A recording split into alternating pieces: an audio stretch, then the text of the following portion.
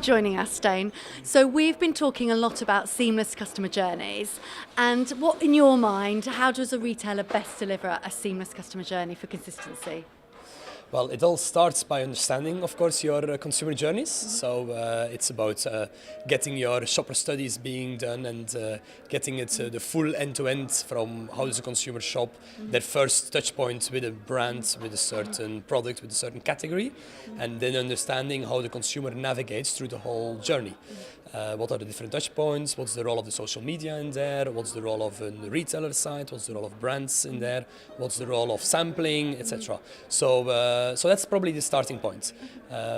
Once you have this, once you have an understanding of what the consumer journey is how do you impact and how do you intervene in this journey through retail partnerships, through influencers, through the right brand communication.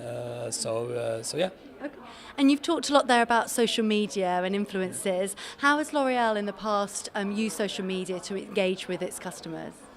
Well, probably given the stat that before a consumer puts a selfie on Instagram, they will have taken seven pictures. So social media is in the heart of what we do. I think social commerce and for a beauty care industry is exciting, and it gives so much energy to our business. So it's probably in the heart of what we do. So every brand does it in a different way because the DNA of the brand is different. The role of influencers is different. Some brands will work very much with micro influencers. Some brands will work with celebrities. The touch points of a brand will be different. Can go from sampling or peer-to-peer communication down to mass TV. So it all depends on the brand, on the category.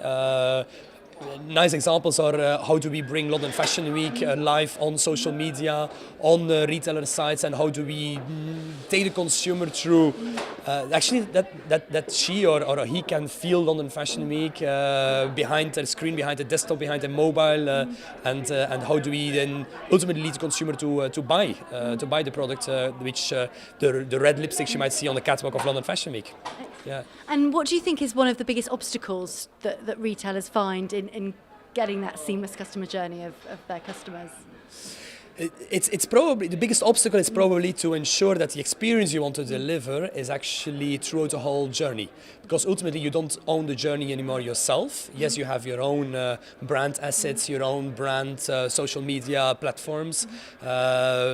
But ultimately, you have many touch points which you're not influencing yourself, which could be retailers, which could be influencers who actually not influencers you have a direct contact with. Yeah, how do you control it without controlling it? So how do you bring this the experience you wanna drive? How do you bring it through the whole journey? Yeah.